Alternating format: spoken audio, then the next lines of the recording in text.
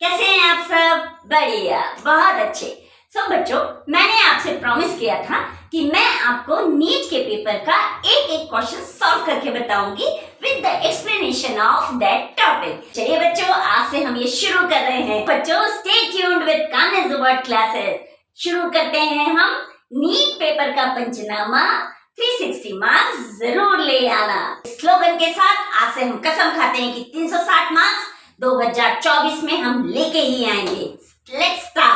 बच्चों, जो मेरे पास पेपर है वो नीट 2023 का पेपर है, सेट G5 है और इस सेट G5 का मैं बॉटनी का पेपर सॉल्व कर रही हूँ। ठीक है, पहला क्वेश्चन मैं ऑलरेडी सॉल्व कर चुकी हूँ। टेरिडोफाइट्स आप ऑप्शन देख सकते हैं। बॉटनी का 101 क्वेश्चन था। ठीक है, अब सेकंड क्वेश्चन है 102। तो चलिए पहले हम वो क्वेश्चन जान लेते हैं। ये देखिए question number 102, botany. Cellulose does not form blue color with iodine because options हैं ये चारों हमारे। It breaks down when iodine reacts with it. It is a disaccharide. It is a helical molecule. Fourth हमारा क्या option है? It does not contain complex helices and hence cannot hold iodine molecules. Correct answer तो बच्चों उसका D ही है। But क्यों है, किस लिए है, क्यों होल्ड नहीं करता, ये सब हमको टॉपिक के अंदर घुसने के बाद ही समझ आएगा। मेरी एक रिक्वेस्ट है आप लोगों से, ये जो क्वेश्चन है as it is NCERT book 148 page number पर है। दूसरा, मेरी ये जो बुक है वो ओल्ड है, आप न्यू बुक प्रेफर कर सकते हैं। बट हमको नीट पढ़ना है, नीट में तो सब कुछ आना है। ठीक है, जिन बच्चों के पास ओल्ड बुक है तो वो घबराए ना, इसी पेज पे आपको ये क्वेश्चन मिलेगा। ओके, अब हमको ये पढ़ना है इसमें सेलुलोज क्या है। अगर सेलुलोज है तो नो डाउट पॉलीसेक्राइड है, कार्बोहाइड्रेट है। तो ये वर्क क्या करता है, कैसे ये हमको देगा आंसर। दूसरा, आयोडीन क्या होता है, हेलिसेस क्या होते हैं, ये देखिए ये वर्ड लिखा है हेलिसेस क्या होते हैं, डाइसेक्राइड्स क्या होता है। ये सारी चीजों के क्वेश्चन हमको तभी मिल सकते हैं जब हम क्लास 11th का बायोमोलिक्यूल चैप्टर पढ़ेंगे। मैंने आपसे वादा किया है कि क्वेश्चन के अकॉर्डिंग मैं उस टॉपिक को एक्सप्लेन करने वाली हूँ। ठीक है, तो इस क्वेश्चन में सेलुलोज, आयोडीन, डाइसेक्राइड, हेलिसेस ये सारे वर्ड्स आए, यानी कि ये पॉलीसेक्राइड को बता रहा है। ठीक है, तो लेट्स स्टार्ट। ये देखिए पॉलीसेक्राइड्स, मैंने यहाँ हेडिंग लिखी है। दूसरा, मैं जो भी चीज आपको पढ़ाने जा रही हूँ विद कीवर्ड्स पढ़ाने जा रही हूँ। एक एक कीवर्ड को पकड़ के आपको एक्सप्लेनेशन देने जा रही हूँ। ये कीवर्ड्स को आप as it is copy down करिए, याद करिए। 100% गारंटी है मेरी, कोई आपको आधा मार्क्स भी नहीं काट पाएगा, चाहे सीबीएसई हो चाहे आपका नीट का पेपर हो। चलिए, पहले है पॉलीसेक्राइड। तो ये पॉलीसेक्राइड्स होते क्या हैं? कॉम्प्लेक्स कार्बोहाइड्रेट्स हैं। क्या है बच्चों ये? Complex carbohydrate formed by polymerization of large number of, क्या? Polymerization of large number of monosaccharides monomers. क्या बोल रहा है ये बच्चों? Monosaccharides monomers. नॉर्मली ये मोनोसेक्राइड मोनोमर्स पॉलीसेक्राइड में मोर देन 9 तो होते ही होते हैं, बट उससे ज्यादा भी हो सकते हैं। ठीक है, कॉल्ड, क्या बोलेंगे हम इनको? ग्लाइकेन्स। बच्चों, पॉलीसेक्राइड का अनदर नाम क्या है? ग्लाइकेन्स, याद रखिएगा। देन ये जो ग्लाइकेन्स है यानी ये जो पॉलीसेक्राइड्स हैं, ये लॉन्ग चेन स्ट्रक्चर्स हैं। ये ब्रांच्ड भी होते हैं और अनब्रांच्ड भी होते हैं। ओके, बच्चों अभी मैंने आपको पढ़ाया polysaccharides. Polysaccharide means a complex carbohydrate formed by polymerization of large number of monosaccharides monomers. Okay, अब क्वेश्चन ये उठता है कि ये कार्बोहाइड्रेट क्या है, पहली चीज।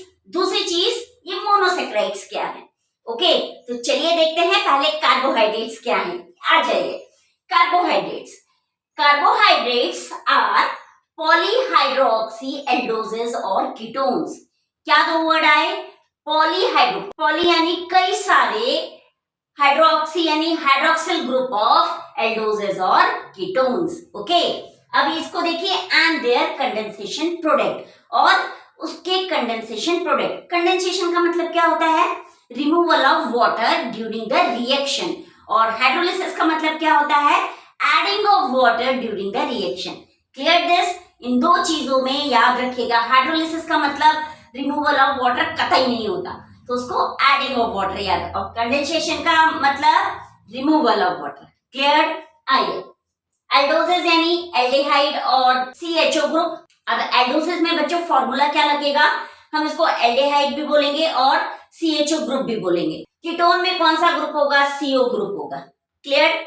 यानी जब ये कार्बोहाइड्रेट की चेन शुरू होगी तो स्टार्टिंग में टर्मिनल पे हमको ये एल्डिहाइड मिलेगा यानी CHO ग्रुप मिलेगा और इंटरनली मिडिल में हमको CO ग्रुप यानी कीटोन ग्रुप मिलेगा। ओके, अब देखिए इसका फॉर्मूला क्या होता है, CN ब्रैकेट के अंदर H2O और N, यानी हम ये से कह सकते हैं कि जो कार्बोहाइड्रेट है वो कार्बन से बना है, हाइड्रोजन से बना है और ऑक्सीजन से बना है, लेकिन इसमें जो वाटर का रेशो होगा बच्चों वो 2:1 होगा। देखिए ब्रैकेट के अंदर हाइड्रोजन 2 मॉलिक्यूल है और ऑक्सीजन केवल 1 मॉलिक्यूल है और हमारा वाटर का फॉर्मूला क्या है, H2O, यानी 2 मॉलिक्यूल्स ऑफ हाइड्रोजन एटम और 1 molecules of oxygen. Okay, now next, carbohydrate basic components carbohydrate का क्या है, शुगर। तो यहाँ देखिए मैंने लिखी है शुगर। शुगर हमको मालूम है स्वीट होती है बच्चों और टेस्टी होती है। ओके, और सॉल्युबल इन वाटर होती है, लो मॉलिक्यूलर वेट होती है। तो दिस इज ऑल अबाउट बच्चों कार्बोहाइड्रेट। ओके, अब आइए मोनोसैकेराइड, जो सेकंड हमने पढ़ा, polymerization of large number of monosaccharides monomers. So ये देखिए मोनोसैकेराइड शुगर्स हैं और सिंपल कार्बोहाइड्रेट मोनोमर्स हैं। तो ये शुगर्स हैं बच्चों और बहुत ही सिंपल कार्बोहाइड्रेट्स हैं। नो फर्दर हाइड्रोलिसिस, अब इनके अंदर हाइड्रोलिसिस नहीं होगी जिससे ये और सिंपल फॉर्म में कन्वर्ट नहीं होंगे। यानी अगर मोनोसैकेराइड्स लिखा है तो यानी यही सिंपलेस्ट कार्बोहाइड्रेट है, इसके आगे और सिंपलेस्ट कार्बोहाइड्रेट आपको नहीं मिलने वाला। ओके, देन सिंपल कंपोनेंट्स, तो as it is simple components ही मिलेंगे। जनरल फॉर्मूला CnH2nOn, ठीक है, क्या फॉर्मूला है इसका, CnH2nOn। तो ये बच्चों हमारा हुआ मोनोसैकेराइड। अब ओलिगोसैकेराइड और पॉलीसैकेराइड फॉर्म कैसे होगा। तो बच्चों जब एल्डोज और कीटोज रिएक्ट करेंगे alcoholic group of another organic compound के साथ, तब ये ग्लाइकोसिडिक बॉन्ड बनाएंगे। ग्लाइकोसिडिक बॉन्ड ये देखिए मैंने लिखा है COC बॉन्ड, ठीक है। सो बच्चों जब मोनोसैकेराइड्स का कंडेंसेशन होगा और ग्लाइकोसिडिक बॉन्ड फॉर्म होगा उसको हम ओलिगोसैकेराइड्स और पॉलीसैकेराइड्स बोलेंगे, ठीक है।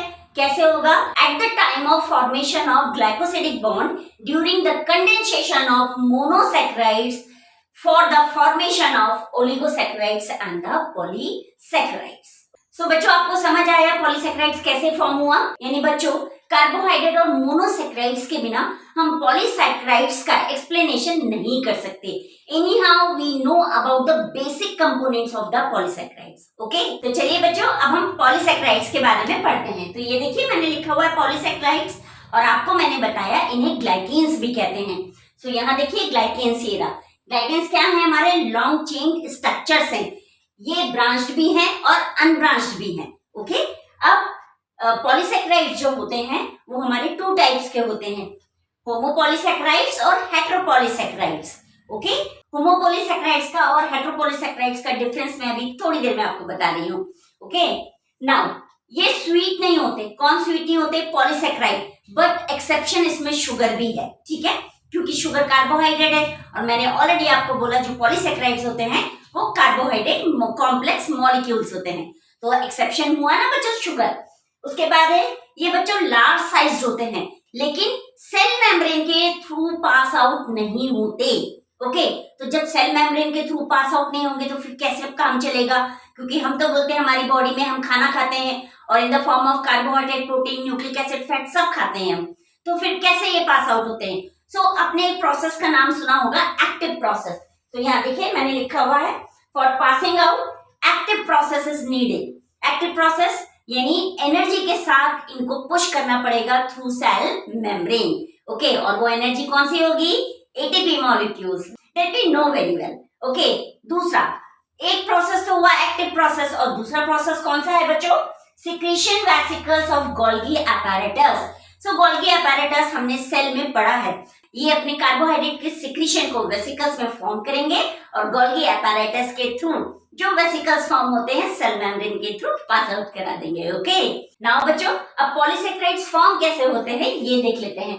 सो ये देखिए a molecule of water is release during condensation. तो बच्चों यानी अगर मैं पॉलीसैकेराइड बना रही हूँ तो सबसे पहले तो एक चीज याद रखिएगा, ग्लाइकोसिडिक बॉन्ड फॉर्म होगा ही होगा at the time of condensation of monosaccharides.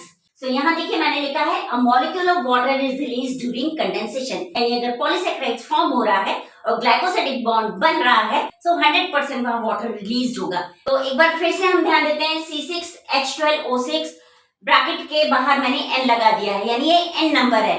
ये क्या है मेरा मोनोसैकेराइड। कंडेंसेशन प्रोसेस हुई, वाटर रिलीज हुआ और C6H10O5 ब्रैकेट लगा के N लिखा, जो क्या है polysaccharides.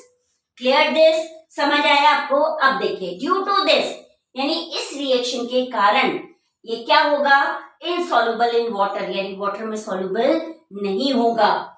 Decrease its effect on water potential और osmotic potential of the cell, यानी जो हमारा ऑस्मोटिक पोटेंशियल है, ऑस्मोमीटर ऑफ द सेल है, उस पे इसका इफेक्ट डिक्रीज हो जाएगा। Okay, because of all these reason it is too much ideal for the storage और स्ट्रक्चरल कंपोनेंट्स, यानी हम ये बोल सकते हैं कि इसी रीजन के कारण ये स्ट्रक्चरल कंपोनेंट है और स्टोरेज कंपोनेंट है। तो बच्चों ये लाइन बहुत इंपॉर्टेंट है कि पॉलीसैकेराइड क्यों एक स्टोरेज और स्ट्रक्चरल कंपोनेंट है। तो धीरे धीरे हम इसको पढ़ते जाएंगे, सब याद हो जाएगा आपको। ओके, तो चलिए बच्चों अब हम होमोपॉलीसैकेराइड्स और हेटेरोपॉलीसैकेराइड्स के बारे में जान लेते हैं। हमने पहले ही बोला जो पॉलीसैकेराइड्स हैं उनको हम ग्लाइकेन्स बोलते हैं। सो होमोपॉलीसैकेराइड्स को हम होमोग्लाइकेन्स बोलेंगे और हेटेरोपॉलीसैकेराइड्स को हम हेटेरोग्लाइकेन्स बोलेंगे। हमें ये भी मालूम है जो पॉलीसैकेराइड्स है वो कॉम्प्लेक्स कार्बोहाइड्रेट है। सो देखिए ये भी कॉम्प्लेक्स कार्बोहाइड्रेट है और ये भी कॉम्प्लेक्स कार्बोहाइड्रेट है, बट फॉर्मेशन में थोड़ा सा डिफरेंस है। देखिए ये जो होमोपॉलीसैकेराइड्स हैं ये फॉर्म्ड होंगे polymerization of only one type of monosaccharide monomers. So देखिए polymerization of only one type of monosaccharide monomers. Example देख लेते हैं इसके हम, starch, glycogen and the cellulose. यही चीज का एक्सप्लेनेशन आपकी एनसीईआरटी में दिया है जो हम नीट के क्वेश्चन को सॉल्व करने जा रहे हैं। ओके, सो क्या है ये होमोपॉलीसैकेराइड्स, स्टार्च, ग्लाइकोजन एंड सेलुलोज। और अगर ग्लाइकेन वर्ड आता है तो वो ग्लूकोज से बना होगा, अगर फ्रक्टेन वर्ड आता है तो वो फ्रक्टोज से बना होगा, जाइलेन वर्ड आता है वो तो जाइलोज से बना होगा, अराबेन वर्ड आता है तो वो अराबिनोज से बना होगा, अगर ग्लैक्टेन वर्ड आता है बच्चों तो वो ग्लैक्टोज से बना होगा। तो अगर इनमें से कुछ आता है तो ये होमोपॉलीसैकेराइड्स हैं। क्लियर हुआ, homopolysaccharides polymerization of only one type of monosaccharides monomers. Example starch, glycogen and cellulose, याद रखिएगा। ओके, अब हेटेरोपॉलीमर्स पे आते हैं। ये कॉम्प्लेक्स कार्बोहाइड्रेट हैं, बट ये फॉर्म कैसे होगा, condensation of either monosaccharide derivatives और more than one type of monosaccharide derivatives. Okay, इसके common example chitin, agar, arabinogalactans and arabinoxylans. Okay, तो क्लियर हुआ आपको difference between homopolysaccharides and the heteropolysaccharides. तो बच्चों अभी हमने होमोपॉलीसैकेराइड्स और हेटेरोपॉलीसैकेराइड्स पढ़ा, जो कि according to composition of polysaccharides division था। ओके, अब हम एक्चुअल में 3 टाइप ऑफ पॉलीसैकेराइड्स पढ़ रहे हैं जो बहुत ही इंपॉर्टेंट है और हमारे प्लांट में, एनिमल्स बॉडी में बहुत ही यूजफुल है। चलिए देखते हैं 3 types of polysaccharide. First is storage form में मिलेगा, सेकेंड स्ट्रक्चरल फॉर्म में मिलेगा और थर्ड म्यूकोपॉलीसैकेराइड्स फॉर्म में मिलेगा। ओके, ये देखते हैं स्टोरेज में क्या क्या है बच्चों। स्टार्च है, ग्लाइकोजन है और इंसुलिन है।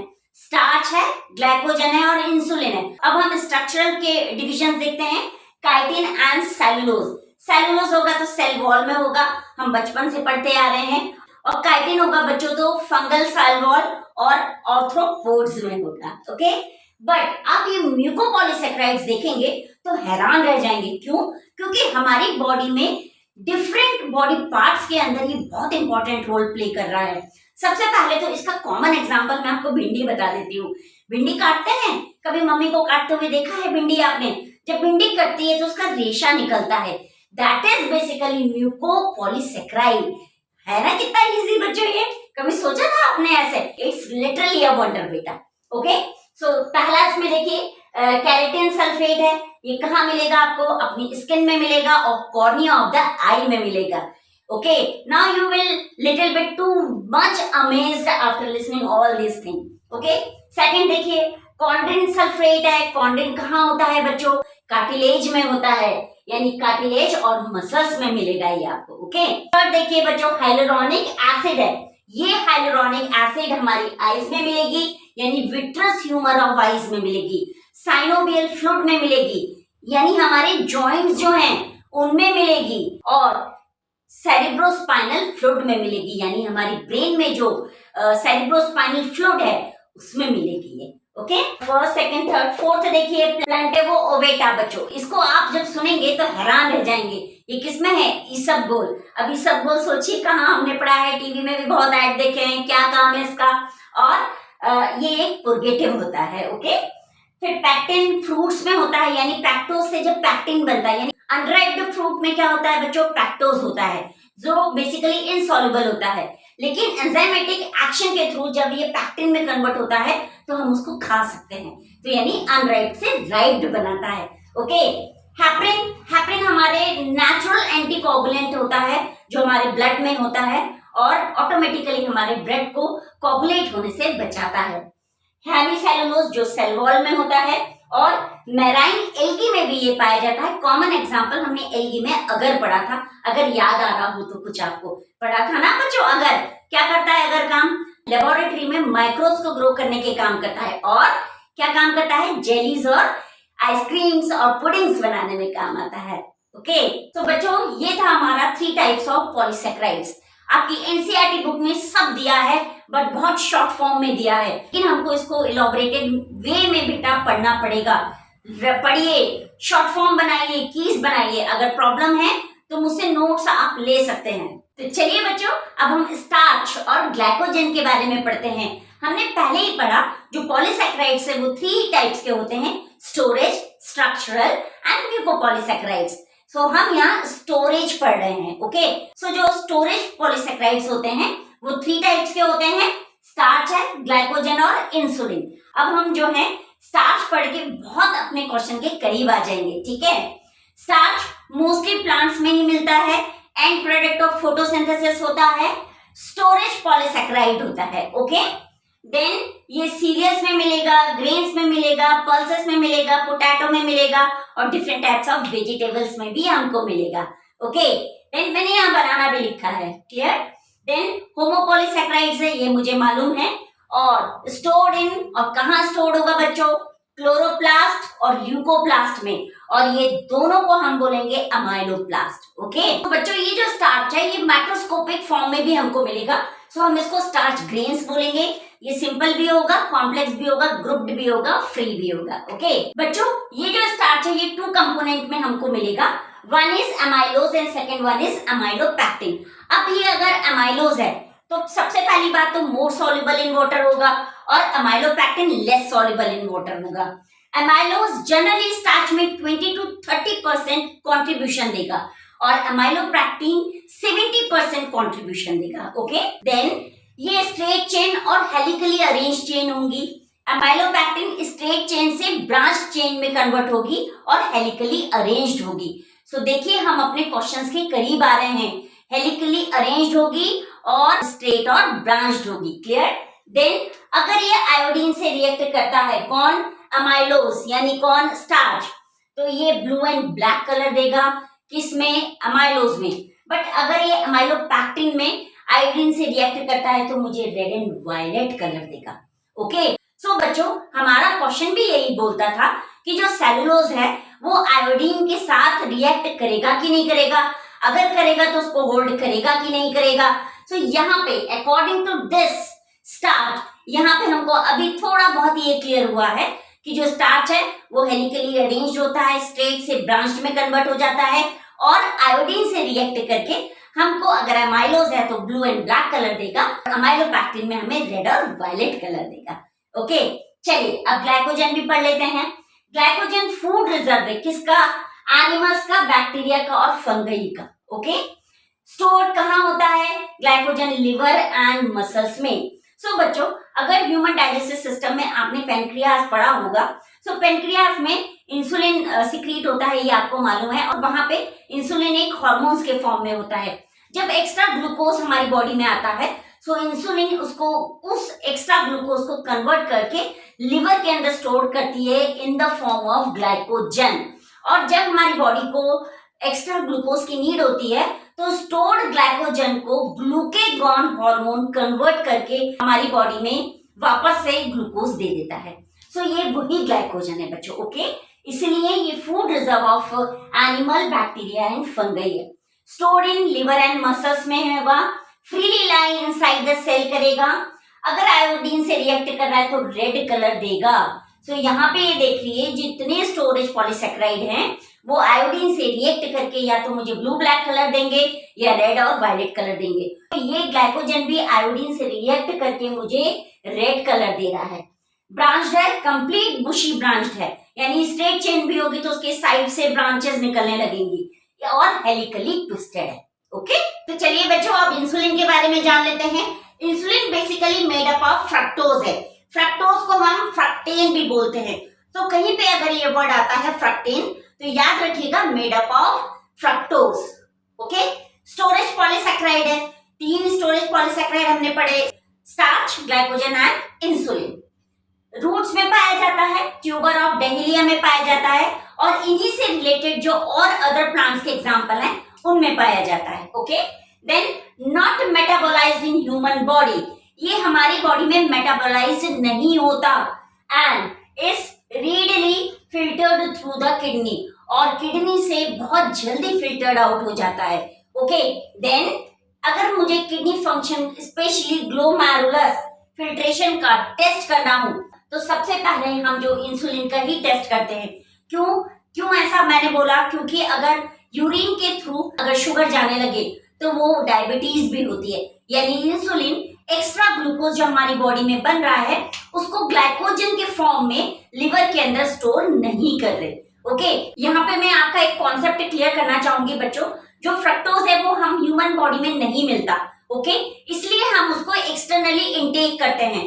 सो फ्रक्टोज नॉर्मली फ्रूट्स में मिलता है एक्सेप्ट ग्रेप्स। ग्रेप्स में फ्रक्टोज नहीं मिलता, ध्यान रखिएगा। ओके, बाकी जितने फ्रूट्स हम खाते हैं सब में फ्रक्टोज मिलता है। ग्लूकोज हमारी ब्लड शुगर कहलाती है, यानी हमारे ब्लड में ग्लूकोज मिलता है और इसको हम ग्रेप शुगर भी कहते हैं। इसीलिए इंसुलिन हमारी बॉडी में मेटाबोलाइज्ड नहीं होता, रीडली फिल्टर आउट हो जाता है किडनी के थ्रू। ओके, अगर किडनी के थ्रू ग्लूकोज जाने लगे बाहर हमारी बॉडी से तो समझ लेना चाहिए कि डायबिटीज है। क्यों? क्योंकि जो इंसुलिन हार्मोन है हमारी बॉडी में वो एक्स्ट्रा ग्लूकोज को ग्लाइकोजन के फॉर्म में लिवर में स्टोर करना स्टॉप कर देती है। ओके, दूसरी चीज बच्चों मैंने आपको बोला कि जो फ्रक्टोज है हम ह्यूमन बॉडी में फॉर्म नहीं होता, लेकिन मेल में सीमेन में फ्रक्टोज फाउंड होता है, यानी केवल हम ये कह सकते हैं कि फ्रक्टोज एक ही जगह मिलता है और वो भी मेल के सीमेन में। ओके, तो यहाँ एक चीज आपकी अच्छे से क्लियर हो गई बच्चों, जो हमारा स्टोरेज पॉलीसेक्राइड है यानी स्टार्च, ग्लाइकोजन और इंसुलिन, ये तीनों के तीनों ब्रांच्ड होंगे, बुशी होंगे, स्ट्रेट होंगे और हेलिकली अरेंज्ड होंगे और क्या करेंगे, स्टोरेज फॉर्म में डिफरेंट ऑर्गेनिजम्स की बॉडी में हमको मिलेंगे। ओके, और बच्चों जब आयोडीन से रिएक्ट करेंगे तो ग्लाइकोजन मुझे रेड कलर देगा, स्टार्च मुझे ब्लू एंड ब्लैक कलर देगा। अगर अमाइलोज रिएक्ट कर रहा है आयोडीन से, अमाइलोपैक्टिन रिएक्ट करेगा तो मुझे रेड एंड वायलेट कलर देगा। क्लियर? तो चलिए बच्चों अब हम स्ट्रक्चरल पॉलीसैकेराइड्स देख लेते हैं। सो देखिए structural polysaccharides, cell wall in plants and skeletal of animals, यानी ये स्ट्रक्चर बनाएगी किसका, प्लांट का, कैसे, सेल वॉल के थ्रू, और एनिमल्स का स्केलेटल बनाएगी। क्लियर? सो इसलिए इसको हम स्ट्रक्चरल पॉलीसैकेराइड्स बोलते हैं। अब इसमें मेनली 2 टाइप्स आते हैं, one is chitin and second one is cellulose. Okay, so पहले हम काइटिन जान लेते हैं। काइटिन एक कॉम्प्लेक्स कार्बोहाइड्रेट्स है ऑफ हेट्रोपॉलीसैकेराइड्स। तो इस चीज को क्लियर कर लीजिए, chitin is heteropolysaccharides of complex carbohydrate और cellulose is homopolysaccharides, specially fibrous homopolysaccharides. Clear? अब हम काइटिन के एग्जांपल देख लेते हैं, fungal walls and exoskeleton of arthropods.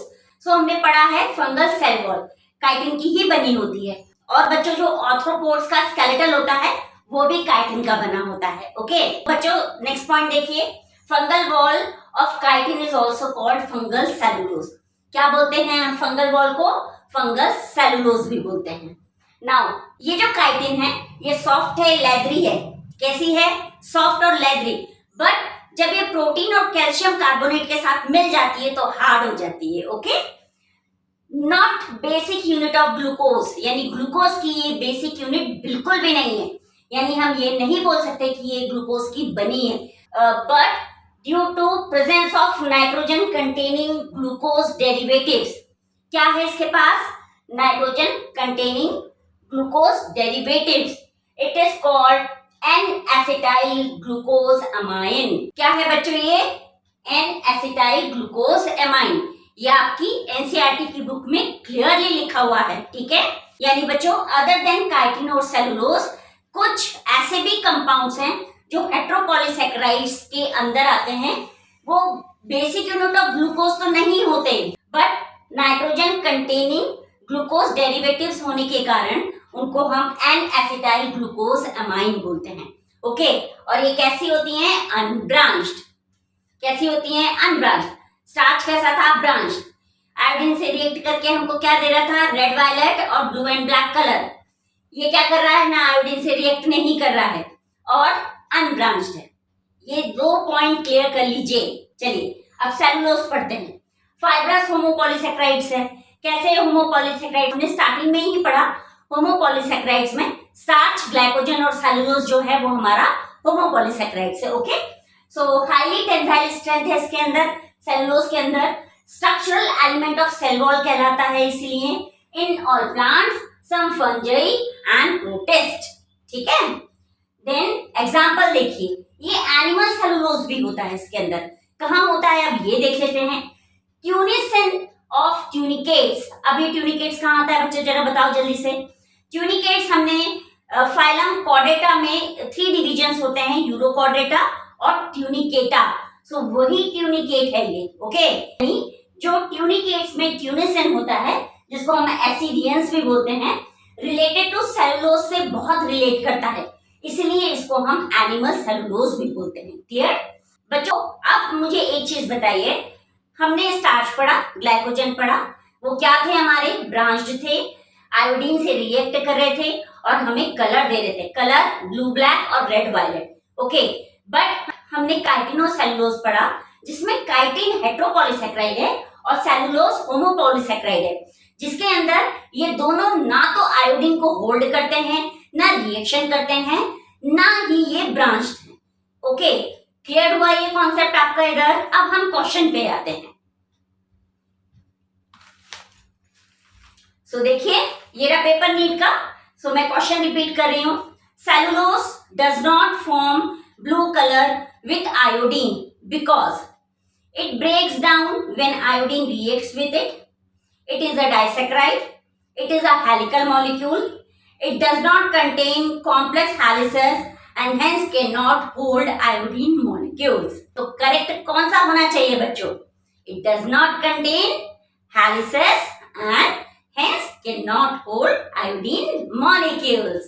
Very good. So बच्चों क्लियर हुआ ये आंसर आपका, जो आपकी 11th क्लास की बुक के अंदर बायोमोलिक्यूल्स का ये छोटा सा टॉपिक है पॉलीसैकेराइड्स, जिसको मैंने आपको कीवर्ड्स के फॉर्म में सॉर्ट आउट किया है। सो प्लीज मेरे चैनल को लाइक करें, सब्सक्राइब करें, शेयर करें, कमेंट्स लिख के मुझे मोटिवेशन देना ना भूलें। Thank you and have a nice day.